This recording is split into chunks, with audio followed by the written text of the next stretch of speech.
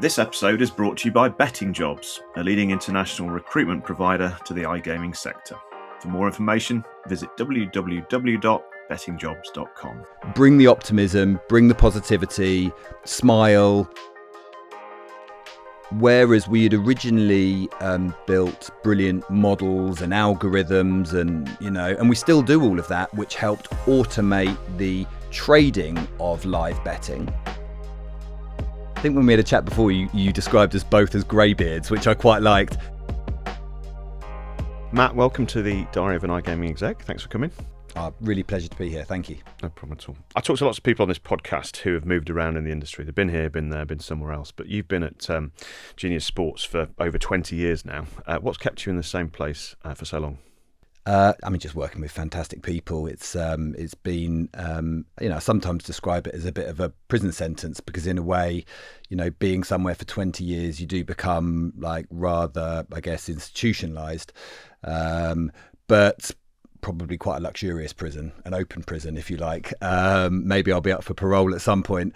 But no, I've helped to build the business and I feel ownership in it. And some of my lifelong best friends I still work alongside. And so from small beginnings, we've built something, of a reasonable sort of size. And it's something I take huge pride in. And obviously occasionally offers come by, but I've never really thought the grass looked greener, so just stayed around. Yeah, makes sense. Global Partnerships Director now. Yeah. What does that role entail, and how has your role at Genius evolved over the 20 years? So I've always been on the commercial side of the business, and I think job titles can often be a little bit misleading anyway. Global Partnerships Director, sort of have a floating role, but a role with some flexibility in the commercial team, and look after a couple of things really. So one is our biggest bookmaker customers, our biggest sports betting customers, so the likes of 365 and Entain and DraftKings and Flutter and so on.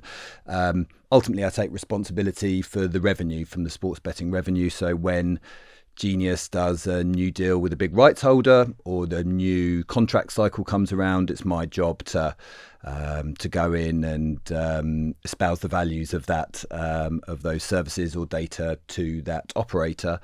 So that's one side, and on the other side, I look for partnerships quite simply. So whether it's our deal with SIS on competitive gaming, or early deals that I did with Running Ball or with Sportcast on the Bet Builder solution.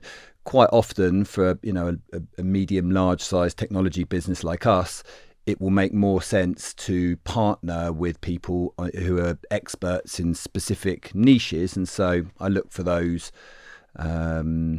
opportunities on our side and then go and look for the partner that can fill the opportunity to mean that we can have a better overall offering. Got it. Take me back to the start then. How did you get involved in the industry?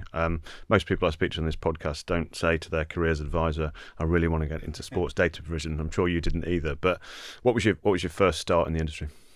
So 25-ish years ago, I got a job at Sporting Index in Kennington, SE11, where many of the greats of the industry, including Bill, your chairman, have started.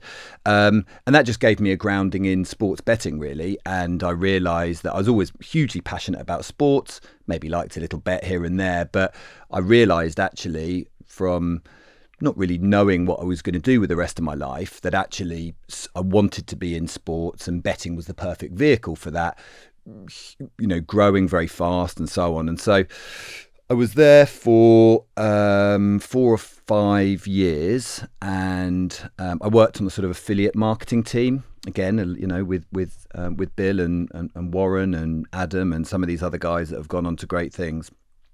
And Sporting Index advertised on the odds comparison sites, the Odds Checker and Best Betting. So Best Betting was the sort of original guise of Genius Sports, right?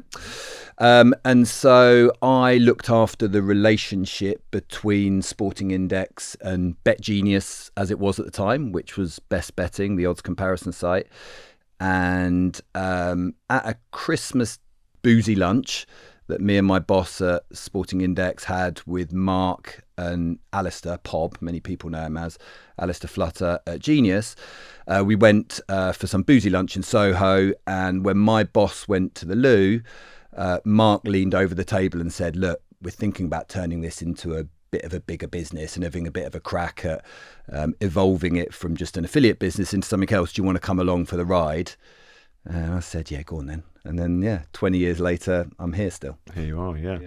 And what's changed apart from the boozy lunch, or maybe the boozy lunches are still there, but what did you join at the time, and how has that kind of changed over the years? Yeah, so the boozy lunches are still occasionally there, definitely not as frequently as they once were, which I think is good. Well, you just got to be a bit careful with yourself as you get a bit older, as you know, Rob. Yep. What's changed? I mean, everything really. We started when I joined, one of probably the first employees. We were a bedroom business, but we were a really small startup technology business, working in and around bookmaker feeds and affiliate marketing and ad serving. And from that, we've probably had 3 or 4 big evolutions, through to providing all of the data, the odds, the managed services, which we're probably most well known for. But over recent years, working with the NFL, becoming listed on New York, working much more directly with the sports on the sort of provision of their AI and their technology, and then taking that a step further and working, I suppose, with the broadcasters and broader media in fan engagement and fan activation, and trying to help brands and bookmakers and sports connect with the fans in the future. You mentioned age at the start of that sentence, not me. But you're like me, no doubt surrounded by sort of younger people these days coming in the industry and what have you. Are you energised by that, or exhausted by that, or a bit of both? How do you stay hungry when you've been somewhere at 20 years? Yeah, I think when we had a chat before, you described us both as greybeards, which I quite liked. Silverbacks or greybeards, all of those sorts of phrases. No, I mean, definitely energised. I think it's really tricky these days. Post-COVID, I'm sure you've spoken about it before. This expectation, I think a lot of the older generation, quite a lot of us are now very comfortable working from home. The newer generation in the office, and to ensure that flow of education and mentorship, I suppose, is the right word, but it's so important having people together. So I try and ensure I'm in the office as often as possible. And honestly, I'm learning more from them than I think I'm able to, push the other way. Mentorship, you mentioned that. That's interesting. Are you a big one for mentors? Were you a big one for mentors in your earlier career? And do you provide, whether it's directly or kind of tacitly, mentorship to people in your team? How do you feel about that as a concept? Yeah, I mean, it's incredibly important, and I think that I don't think I'd probably outline one specific person who's been a mentor to me. There's been a group of people, my colleagues who I've worked with, from Mark and Jack and some of the others for many years, who provided separately. I've taken on aspects of their excellence, and hopefully I've been able to do the same the other way as well. I mean, it's something actually that I'm thinking about a lot at the moment outside of work. My wife, a friend of ours, runs child mental health services in Lewisham in South East London, and obviously it's underfunded, difficult area, and my wife is doing some mentoring, getting involved in helping kids once they've been through a bunch of therapy, after they come out of that, some sort of future mentoring. And so I'm thinking of trying to get involved in that myself, and I think that's an opportunity, particularly for a younger generation which hasn't perhaps got the all of the assets and starting points in life that we have, that we can perhaps be of some assistance. Is that an age thing, you think, where you start to think after several decades, forgive me, in business, I'm the same, what else can I do around this, and how can I help elsewhere? Is it a natural evolution, do you think, of the age you come to? I think it really is, and again, that's just life in general rather than just work. You're able to, and it comes with experience, you're just able to take a step back and look, if I think in my initial 10 years in my career at Genius, it was just about growing, selling, meeting, getting out there, traveling, everything at breakneck speed. And I think the last 10 years have been characterized by, and perhaps this is again to do with the growth of the business as well, but has to do with more taking a step back, trying to work out what's gone well, what hasn't gone so well, where we can improve, and where I can have an impact. So, we're all getting old. Yeah, we are, I'm afraid. Yeah, well said.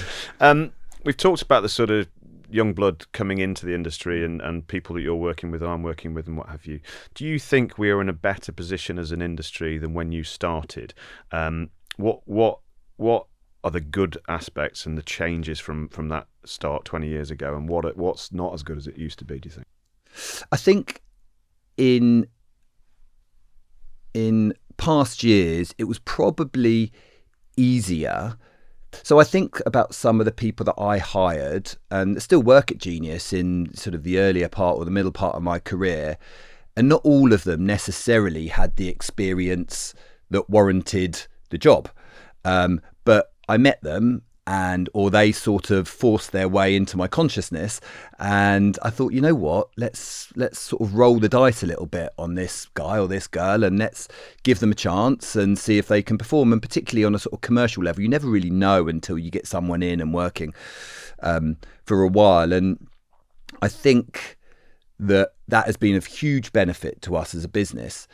I now look at the structure of how we operate, and again, perhaps this is more due to the scale that we're working at, and everything just feels a bit more formalized, and we get hundreds, probably thousands of people applying for certain roles, and you've got a lot of software which is going in and trying to work out the best people, and perhaps we lose a little bit of that sort of personal touch. So I try to remember that.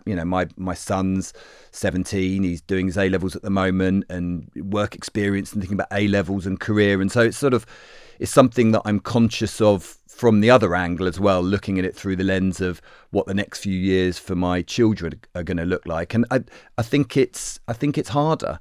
And so I guess those skills of being able to go in and impress someone the first time and be honest and come across as someone who's going to be able to contribute to a team and a business become even more critical. Mm-hmm. Yeah, definitely, particularly with, I guess, the rise of AI. Yeah. And I, like you, have a 17-year-old child doing A-levels, and it's something to think about, isn't it, in terms of how their job prospects are changing and what they will be applying for will change as well, and how they do it too. Yeah. But there's a lot to think about, certainly.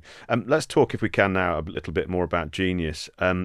You said something to me last time we spoke about being able to track the rise of Genius with the rise of in-play betting. Yeah. Was that the game changer at Genius in terms of what you do and who you do it with? Yeah, I think that is a really important, inflection point. That's one of those sort of phrases that gets chucked around, isn't it? But there was, you can often think, and I think in terms of sort of World Cup cycles. And if you think back to South Africa 2010? Yep. 2010? The South Vubas Africa. Whalers. Exactly, yeah. I've got a few stories about that. I was there actually with some clients at the England-Algeria game, the 0-0, which is possibly the worst England game of all time. But, at that time, and I'm making these numbers up, but it's just to sort of illustrate it. At that time, Genius was providing in-play data, and much more so actually odds as well, to let's use Sky Bet as a good example, to someone like Sky Bet. And I think probably we were providing a few hundred events per month. So it would be the Premier League, it would be the Champions League, it would be top European leagues, maybe a smattering of tennis, a little bit of basketball, a little bit of volleyball, maybe some cricket and stuff like that, and it would add up to a few hundred games a month.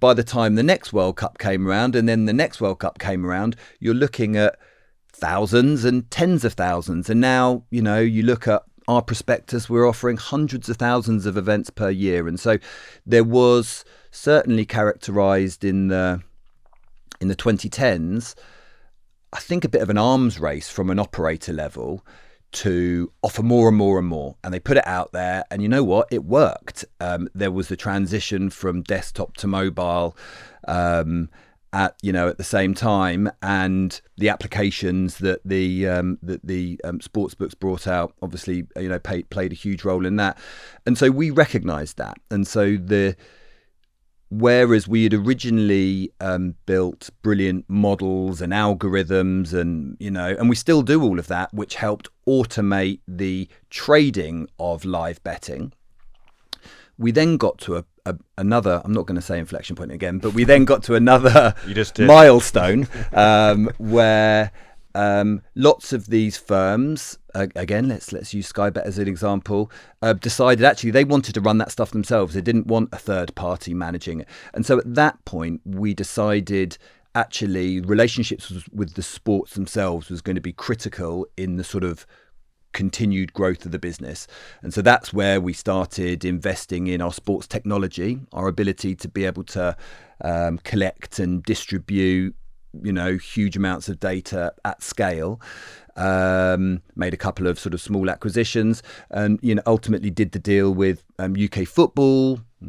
After that with thousands of basketball leagues, thousands of leagues around the world. But we realised that the actual relationship with the sport, the league, the federation themselves was going to be critical, because without that, it was going to be difficult to support the odds side of the business. And so, yeah, I would, going back to your point, I think, the rise of in-play, our trajectory would probably look quite similar to some of those, 365 and Flutter and Entain in the 2000s. Yeah, isn't it interesting how you start off facing one particular way, your customers being there, and suddenly it can change and you go around the 360.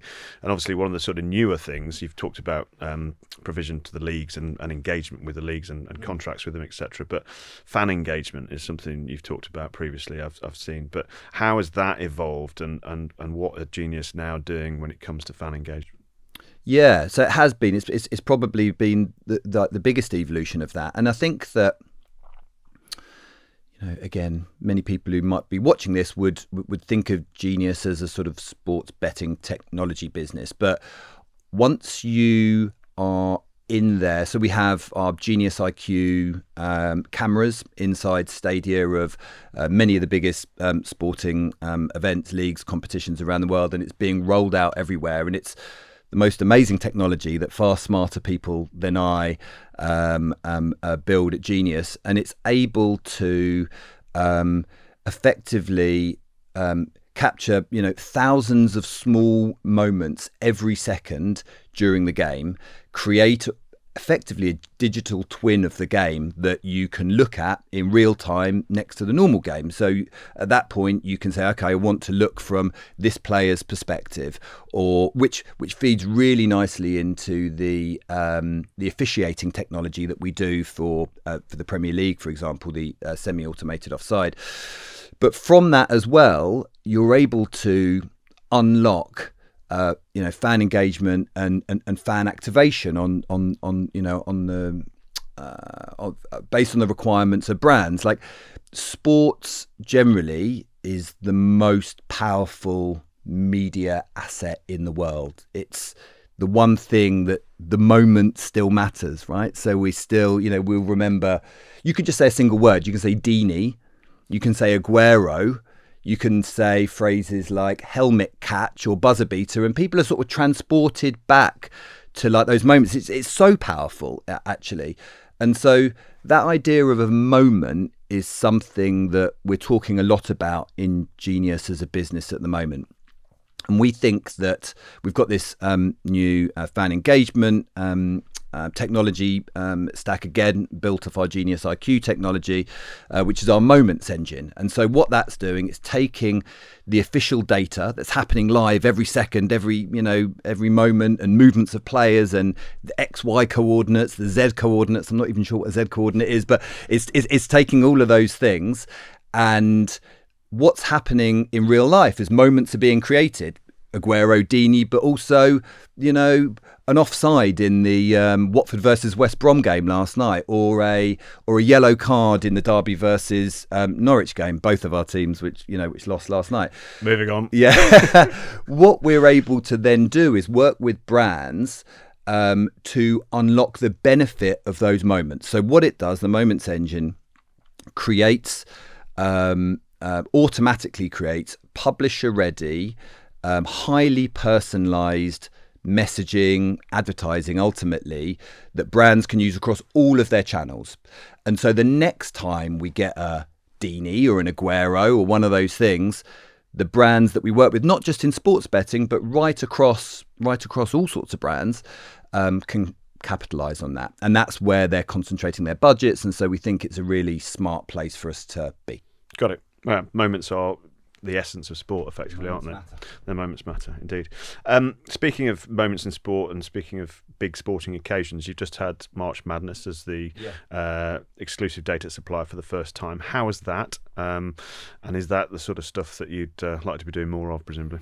Yeah, I mean, we've been working with the NCAA themselves for a number of years.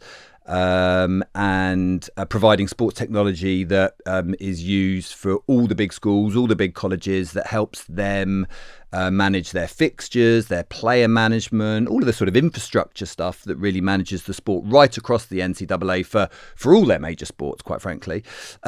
But over the last sort of year or so, we've started getting access to the betting rights, and the most important one of those is March Madness. Absolutely huge from a betting perspective in the US. Culminates in the Final Four, and it's up there in terms of cultural phenomenon in the US. It's up there with the Super Bowl in terms of importance. And so it was fantastic for us for the first time to be able to utilize that data for, official betting purposes.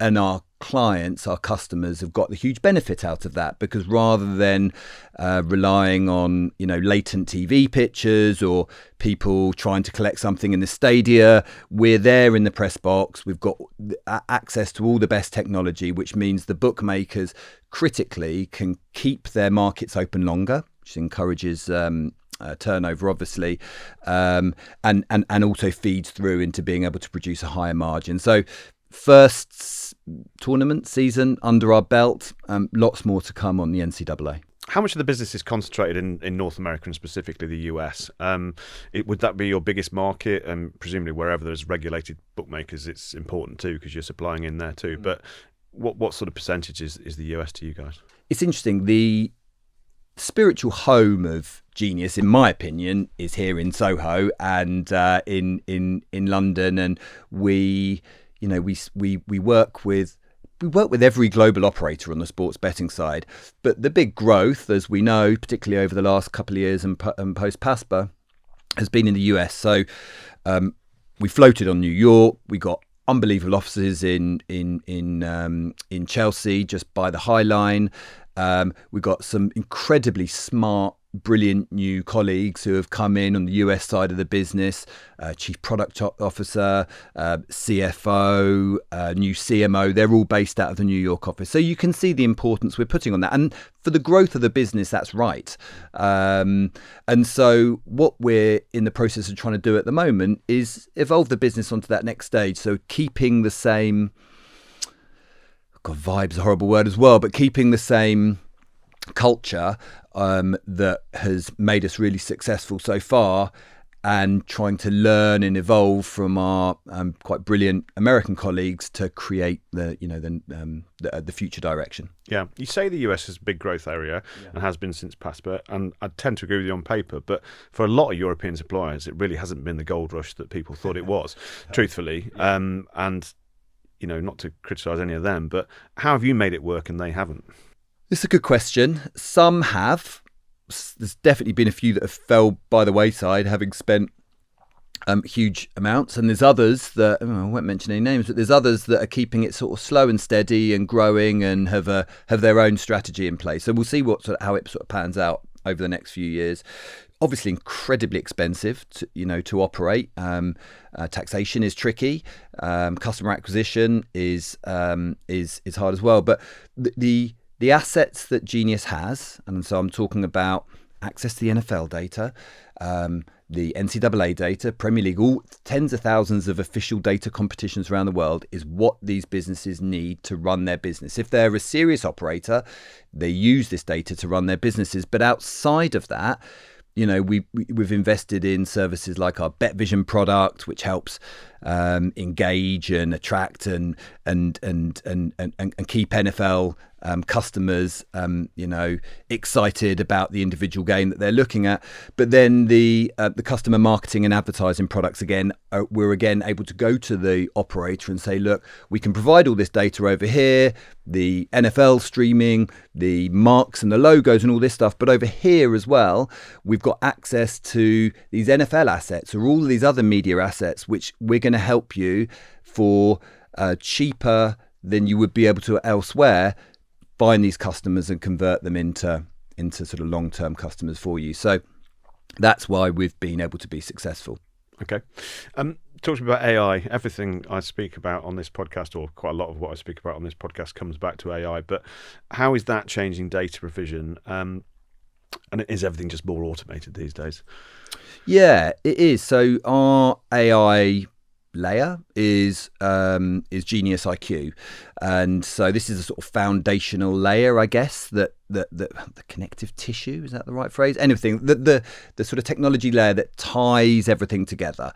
And whereas previously we had loads and loads of manual data collection, more and more so that is now moving towards automated collection, and that's why leagues such as Premier League are happy to utilize that same type of technology stack for their officiating, because it's faster, it's deeper, it's more granular, hundreds of frames per second, all of the rest of it. And so, going back to the betting perspective, what a couple of sports reporters can do from the press box is important, and they can still collect that data and push it through to the bookmakers to help them suspend markets and all the rest of it. What technology allows you to do is go far deeper and far wider across that. And so at the moment, we're in this sort of in-between stage where we've still got people, but the technology is getting better and better, and the computer vision technology in particular, the cameras, which are just iPhones, but the iPhones in all of these stadia are actually able to predict what's happening in the game as well, which is the thing that sort of astounds me. So that is AI in its purest form, I suppose. They're able to, it's predictive technology, which again is able to be utilized and used by the bookmakers to help train their own models and the sort of future of their own trading. Got you. Does that come at a human cost? I think ultimately not at the moment, because we're still in this sort of transitional phase of humans plus people. I don't know. There's so many predictions. Yes, it's a bit like the Tomorrow's World flying cars, or it's a bit like, Y2K, we're all going to end up in some sort of apocalyptic thing. There's a lot of apocalyptic chat around AI. I'm a bit more of a believer in humans and civilization, and that we'll be okay and we'll find a way through. So AI is incredibly important to our business. Genius IQ, that I've explained, tells you about that. But we're still a human-led business, and I love my colleagues, and I don't want to lose any of them. Very good. You still need human intelligence to direct the artificial intelligence, don't you? It's no secret that you and Sportradar are the sort of big two players in this space. At duopoly, effectively. How does that play out in practice? Is there a sort of competitive tension between the two, or do you sort of stay in your own lanes? So yeah, others have said, I'll let you say a duopoly, probably not something, plenty of people have said it. And I think actually, if you look at all of the biggest operators in the world work with both us and Radar. Some of them work with a third and a fourth supplier, but everybody works with us and Radar. And so, Is that the definition of a duopoly? I'm not really sure. I've huge respect for them. Unbelievable business. I know loads of the people there, and it's all relatively friendly. There's been a few sort of spats over the years. What I would say is that actually things feel sort of relatively settled at the moment. So we have got our deals with the particularly it's around rights cycles. So we've got our rights with the NFL, with UK football, Premier League, with FIBA, Serie A, and a bunch of others through to the end of the decade.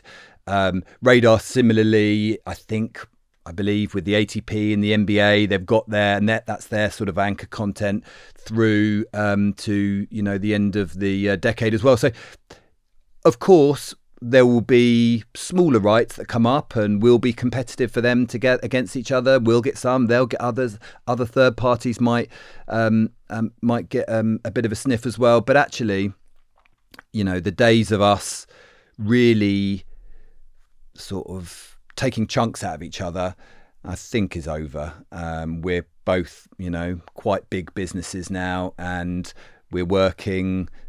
All of our customers are using both of us. It's as simple as that. Yeah, older and wiser. You Definitely older. You say everyone is using you. You guys, quite rightly so, only work with regulated sportsbook on that side of things. Who's supplying the new breed of crypto sportsbooks? That's a good question. There is the interesting thing is you go to ICE, and this always amazes me every year, and you go round, you think, who are all these suppliers? And so where there is opportunity, new companies will spin up and be created. And so, there's new B2B firms that are being spun up every day to help support, the crypto market, the other sort of grey markets, the darker grey as well. I guess what's quite interesting, what you're seeing is many of the sort of traditional bigger crypto firms are trying to do what many of the biggest brands now in the world did sort of 10, 15 years ago, and is moving out of the grey into the white and become, more... it's a well-trodden path, isn't it? Yeah, it is a well-trodden path, and you can see why people do it. And so, that's good for us, because it opens up expands our TAM, expands our opportunity. But you're right, we only work with regulated operators who do things properly.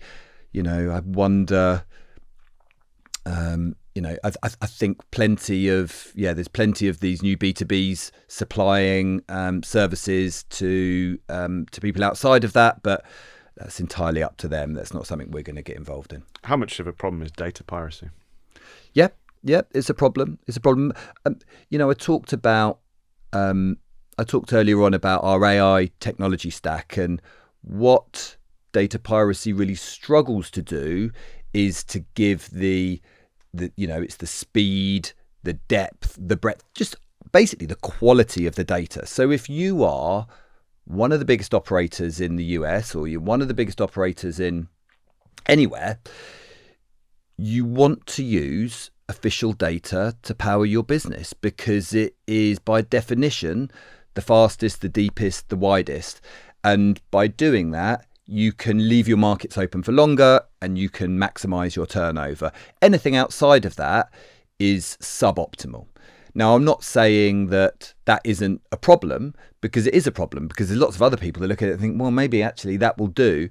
But for certainly the biggest operators, they're happy to invest in the official data, and we still strongly believe that as long as we can continue innovating and collecting the data that the operators want, that they would much rather use that than pirated data or data that is fallen off the back of a truck. Yeah. Makes sense. Go back to those other suppliers that you were talking about, and trade shows. You've been to 1,000,001 trade shows like I have. Does it ever bother you that there are these huge stands with unregulated suppliers working in dark grey, which I think last time I looked was called black markets? But does it, there are event companies, shall we say, who are very happy to take these people's money. And maybe that's right, maybe that's wrong, and maybe I'm being unnecessarily moralistic here. But as someone who's been to these and seen the evolution of these over the years, does it ever is there any tension between what you're trying to do and what they're trying to do? I think if you're going to take a moral stance, you're in the wrong industry. Well, like there's just been things change, and again, when you're ancient like you and I you've been to, I reckon I've been to ICE, maybe the last 25 ICEs or something like that, plus all the other ones. Do you get a carriage clock for that or something? Well, no, you get, yeah. There's plenty of things you get after the show, but we'll leave that for another day. I think there's been an evolution on the moralistic side. I remember in the early days, it was basically, there was women with not very much on, even on some of our, some of the bigger stands. Genius has never taken that approach, but even some of the bigger stands, and you've seen that change. Certainly at ICE, maybe you go to some of the other regional ones and it hasn't changed so much. So these things change and adapt. I don't really think it's the responsibility. I think the opportunity is there. That's the problem. Or maybe it's not the problem. Maybe that's the opportunity itself. So yeah, I wouldn't be overly moralistic about it. We stay on our lane. We concentrate on what we're good at, which is working with the biggest regulated operators in the world. You work with obviously all of the big operators in the UK market, which as of this month has had some taxation changes. How much exposure have you got to the UK market, and how much are the changes likely to affect your side of the business? Yeah, I mean, it's definitely challenging. It is challenging. Again, you take a bit of a step back.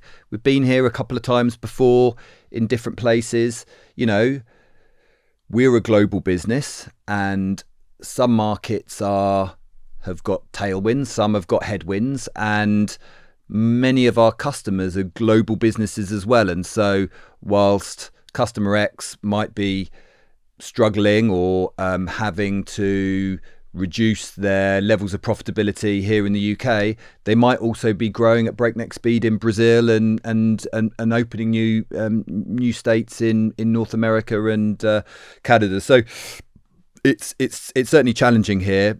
We are a global business, and at certain times there is certain regulated environments that are more challenging than others, and we just roll with it.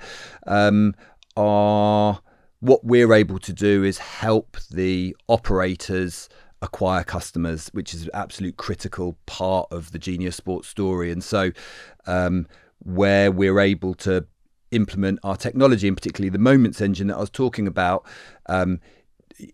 it's not only are we, look, here's the data that's going to power your services, but we're also the tool and the medium for the operators to be able to attract and retain the next generation of customers. So we're working right across the UK, but we take a step back and we look at the global picture. Yeah. Okay. And in terms of that global picture, what's next for Genius then as we head into the summer, apart from your summer holidays, obviously? What we got to look forward to?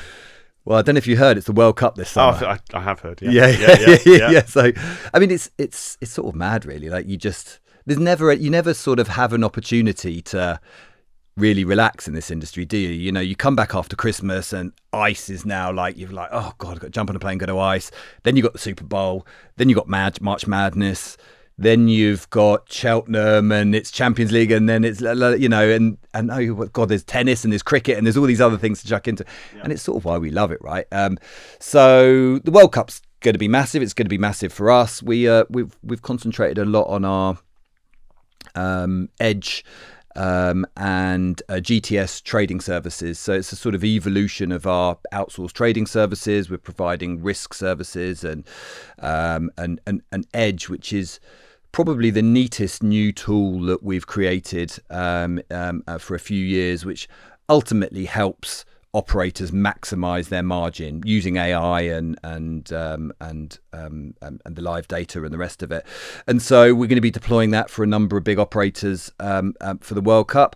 From a personal level, I just can't wait. There's a lot of negativity around the World Cup, but again, maybe it's age. Is there always a lot of negativity in the lead up to the World Cup? You follow England, there is. Yeah, there is for England, yeah.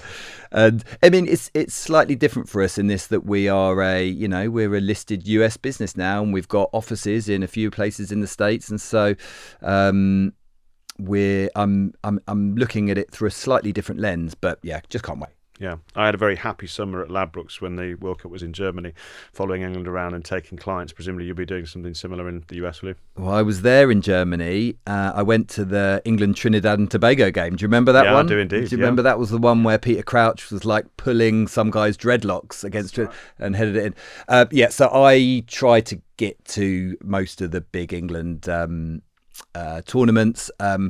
The one I really fancy is, I think if we win our group, and there'll be Scottish people and the rest of it that get like incredibly offended by this, an English person sort of looking their way through to where we could play our quarterfinals and the rest of it.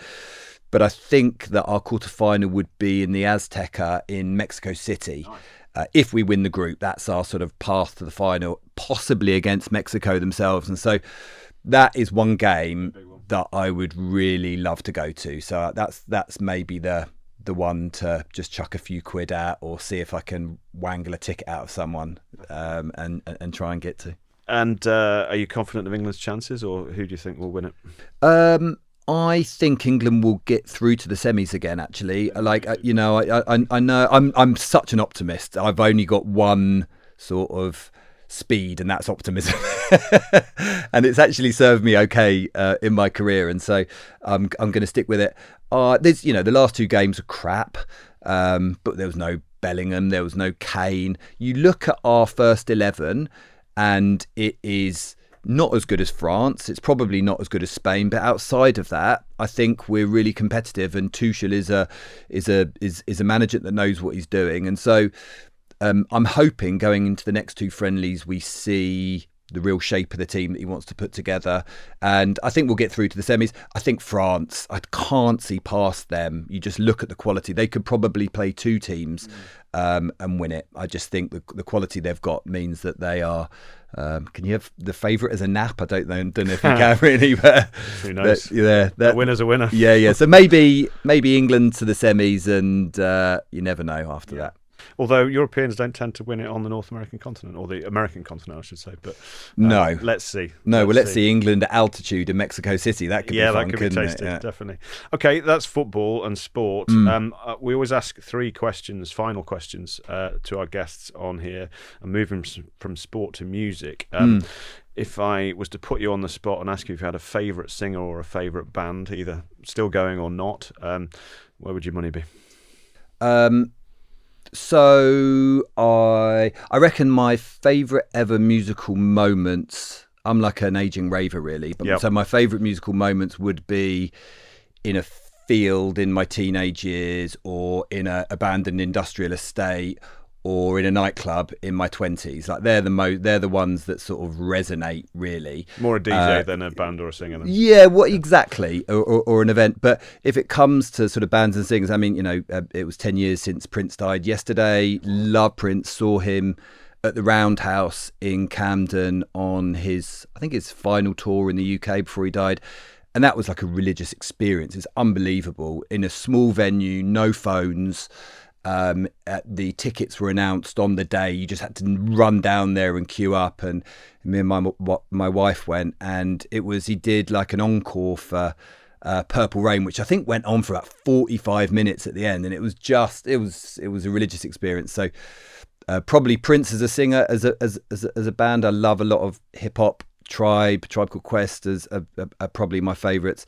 I saw Ezra Collective last year at the Royal Albert Hall, and if anybody gets an opportunity to see Ezra live, absolutely sensational. Okay, there you go. Good advice. I don't know if it's a bit morbid to say, but I love the story about Prince dying, unfortunately, in the elevator at Paisley Park, and not knowing whether he was going up or down in terms of the next life. But definitely up. Definitely up. All right. After you've been to your rave and you've sobered up and you want something to eat, what would your last meal be? What's your favourite food? So, can we go for a pint first? We can indeed. We can do what you like. Because we're in Soho, and so this is where I've spent many nights over the last 30 years. And so we would start with a few pints at the Blue Posts on Berwick Street. Shout. Specifically the Berwick Street one, not one of the other ones, which is inarguably the best pub in the world. And we'd have a couple of pints in there, and then it would definitely be Asian food, Indian food. I mean, again, I wandered past it on the way here. I probably have you been to Hoppers? No. So Sri Lankan food is my it's Sri Lankan variation of Indian food is my favourite. It's tons of curry leaves, viciously spicy, often with some great seafood in there. I love that. So we would have a couple of pints in the posts, and then we'd go to Hoppers and have a delicious prawn curry. I might actually go there for lunch after this. Yeah, that sounds great. A great idea. All right, and you've been at Genius for 20 years, as we've said, just over 20 years. What would your, as a grey beard, as we discussed, what would your piece of advice be for the next generation of iGaming execs? So, I mean, I think probably it would be the same advice and the same thing that I try to instill in my kids, really. I don't think it's overly complicated. It's about treating people with respect, and whether that's the cleaner or the grad or the middle manager or the operational person or the CEO, treat everyone with respect when you're going into your career, because you never know who's going to end up where. And in fact, just be a good human. You're going to feel better about that. So that's like the first thing. As I said earlier on, I'm one of life's absolute, it's not half full or half empty. It's over brimming. So bring the optimism, bring the positivity, smile, look people in the eye, have some fun along the way. That's what's worked for me so far. So yeah, I would suggest that. Well, it's worked so far for you over the last 20 years of your career, and good luck with the next 20 years of your career. But I appreciate you joining me on Diary of an iGaming Exec. Thanks, Matt. Cheers, Rob. Thanks, mate.